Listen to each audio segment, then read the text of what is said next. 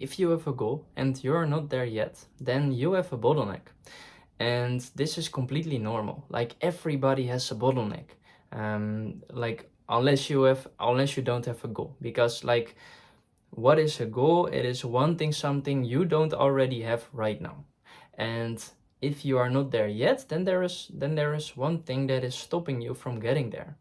And so if we know this, if we know that if we are, for example, here, and we want to go to here, then on our way here, there is something that is stopping us. There is something that is stopping us from achieving that goal, and that thing is our bottleneck.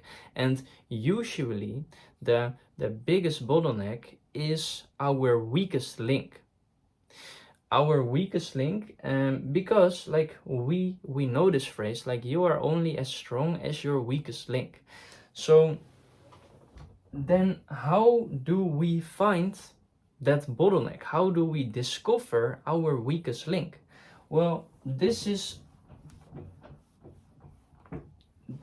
what I wanted to talk about today, like how to find your bottleneck. And that is pretty simple, because you find your bottleneck by reversing your goal. So let's say, for example, your goal is 10K per month. Let's see if you can see it. 10K per month. So then you have to think, okay, like how many deals do I have to close in order to get 10K per month? Well, it totally depends on how expensive your offer is, right? So let's say, for example, you sell a program that is like 3 months, a 3-month program. And that program, if you're a coach, if you're a mentor, could be like 2K, right? So if your program is 2K, then you need to sign 5 deals per month for 2K.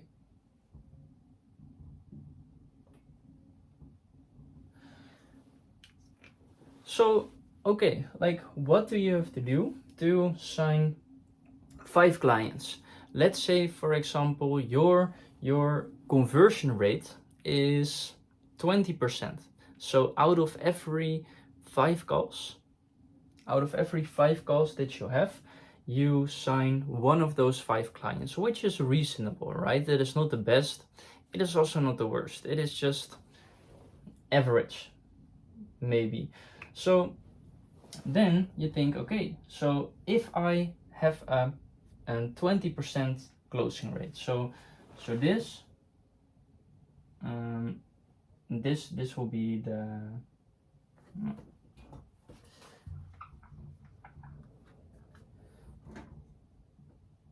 with the 20% closing rate, would be 25. 25 times per month do you need to basically like pitch your offer. Then you will get to your goal. So 25 times sales call.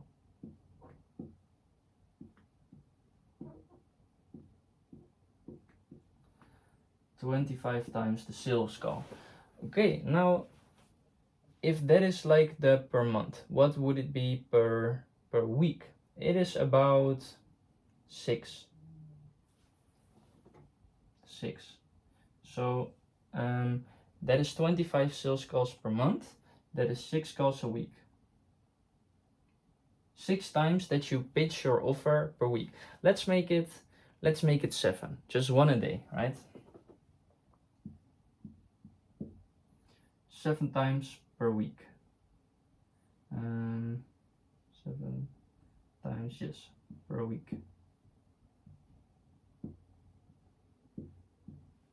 So if you need to pitch your offer 25 times or per month, that is 7 times per week. 7 times per week, that is a bit more, but then you're making like a bit more than 10k per month. Like let's do it like that.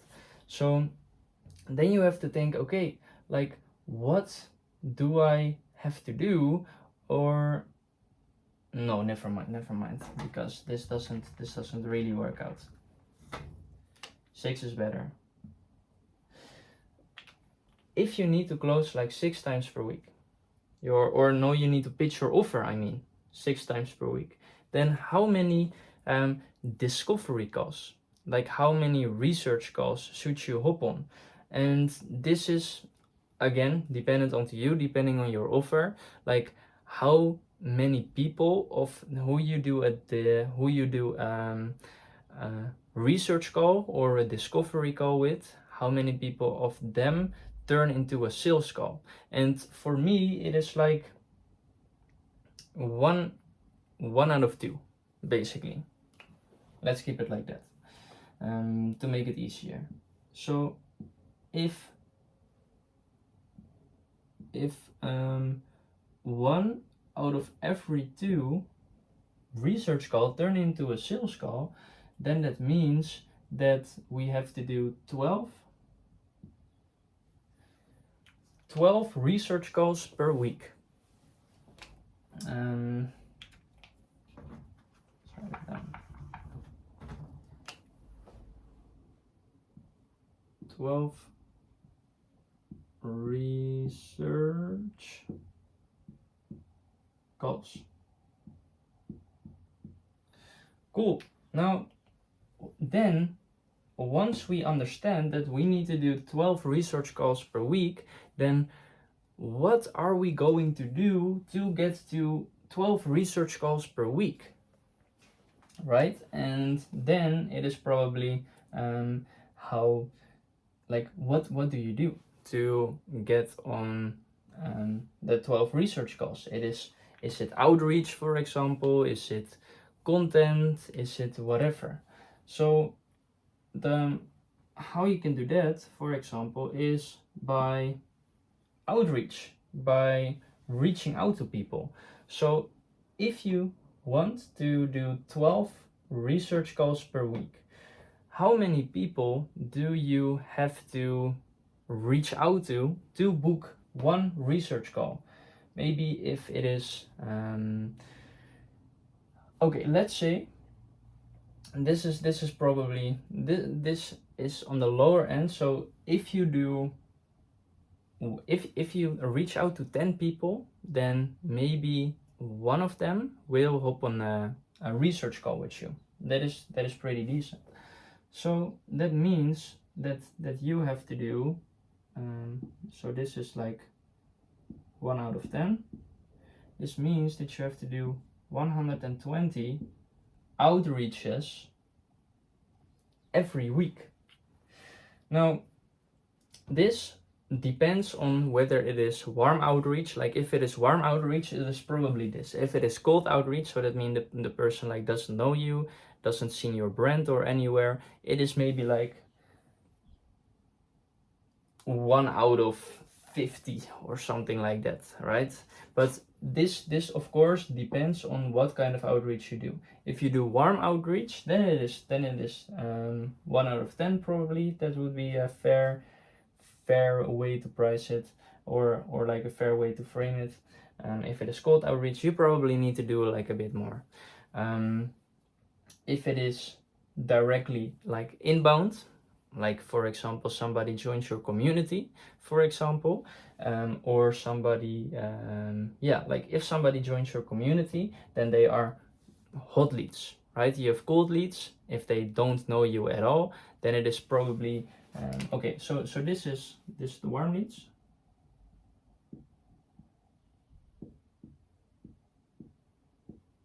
Warm leads. Then we have cold leads.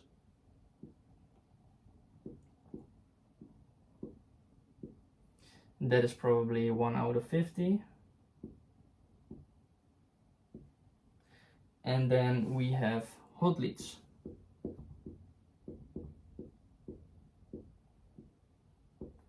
That is like people who join your community, then it's probably 1 out of 3. So if this is the case, like this depends of course on what outreach you do. Warm leads, cold leads, hot leads. Then, okay, like now I have to do 120 outreaches per day. Are you actually doing that? And are you actually like taking the action? And by framing it like this, by reversing your goal, then you can very easily find the bottleneck, right? Like, okay, so is like, how do you price your offer? Like, for example, if you charge a low ticket, if you charge $50, then that means that you have to, or no, let's say you're charging like $10 instead of 2,000. You need to sell your offer like 1,000 times, and that is like too much. So maybe then the price and the value is the bottleneck. If you don't have a 20% conversion rate, then it might be your sales that is the bottleneck. 20% is decent. Like if it is 10%, then that is probably a bottleneck. If it is 30, then you probably need to raise your prices. So then you can say, okay, like how many people of those research calls, like for example, if nobody from a research calls do a sales call anymore, then there might be probably a bottleneck in like the discovery, that you don't know, that you can't identify what their problem actually is, for example. Then you're thinking, okay, like if do people reach out, if people reach out to me, do I actually hop on a research call with them, or discovery call? And if everybody ignores you, then the bottleneck is probably in the outreach, in the DMs. Like, what do you say? Do you have a clear structure with what to say? Are you able to hop on a call with them? And if that is optimized, for example, or if you are not doing the outreach, then it is like, if you're not doing the action, then it is a personal problem. Then you think, okay, like if I know all of this, and I know that I want to get to my goal, and I need to take action in order to do that. I need to attract the right leads, I need to convert them, I need to deliver. Why are you not doing the outreach? Why are you not doing the engagement? Why are you not creating the content to get those leads in the first place? And that is a good question. That is a good question. Maybe some part of you is stopping you actually from getting there. But if it is an action problem, you're not taking the action, then it is a personal problem. Then you have to think, okay, then you have to solve that. So what is stopping me from actually taking the action? And by this way, you very easily can encounter the bottlenecks. So first of all, do you get leads? Okay, if you don't get leads, then you probably need to spend more time on outreach or on content, for example. Okay, once you have leads, well, what else do you need to do? Well, are you actually converting them to a research call, right? And if not, then there is probably a flaw in your DM flow, in how you get them to a call. Maybe you are too salesy, or maybe you don't seem as genuine, for example. If you're hopping on research calls, but you can't transition them to a sales call, then there might be two problems. One problem might be what you know is probably not valuable enough, so you need to solve more problems for yourself, so that more people who have a certain problem you can actually help. Let's say, for example, a lot of people want to get their first client, but you don't have your own first client yet. Then you probably need to worry about that, right? So are you transitioning them to sales calls? And in sales calls, are you actually closing people? Well, of course you can't close anyone, but if it's like less than 20%, then like, okay, how can I improve that? Maybe I can consume some content, maybe I can get some help from other people who do have a higher conversion rate. And if you have a conversion rate and you close a lot of people, like, are you charging high ticket? Because low ticket, if you're charging low ticket, you're spending so much energy and it is almost like impossible to get to your goal. Because I know a guy who is in the same cohort as I am, and he basically signed a client, like one client, for £1 million a year. And this is crazy, because then you only need one client in order to achieve your goal. But yeah, if you can get those leads, or if you can get those value, like, charge as much as you are comfortable with. Like, don't charge low. Like, probably a good way to start for your first client, what I did was $100 per month. Well, if I would charge $100 per month, I literally need like 100 people per month to close them, and that doesn't happen, right? So then my bottleneck was, I need to raise my prices. Then I did $250 per month because I was very comfortable with that. Like, conviction is the most important thing in sales, because no one buys an offer, no one buys your offer if you wouldn't even buy your offer yourself. So with my first offer, I thought, okay, this is worth like $250. I would probably pay $250 with it. Would I pay $100 for it? Definitely. So that then basically once I get basically I always like undercharged, because I want to charge something that I'm comfortable with. But that doesn't mean you shouldn't charge high ticket and you charge really low, because you keep gradually building it up. Like, as soon as you can deliver value to someone, they have a clear return of investment, you can raise your prices again and again and again. And so if you charge low ticket and you are not charging like at least 1,000 for 3 months, that is 333 per month, that is not too much. If you're not charging at least that, then that might be the bottleneck. So by doing this, leads, am I getting enough leads? No. Action problem. So okay, let me break it down into simpler terms one more time.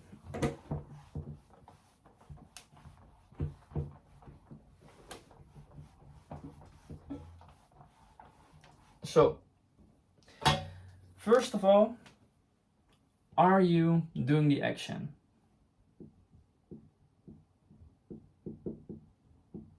Are you doing the action? That is the first thing. The second thing is, are you getting leads?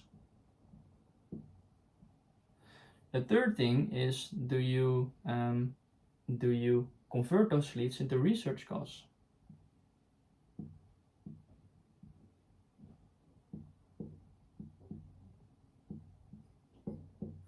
Then do those research calls transition to sales calls?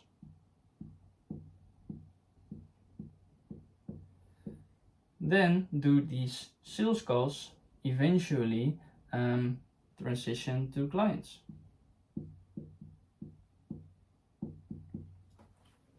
Very simple.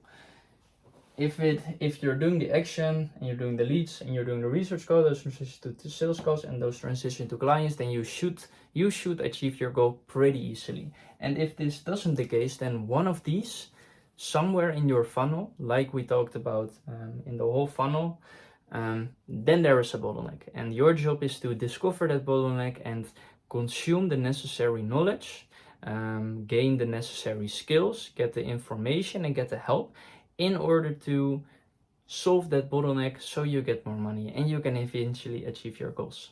So yeah, bye.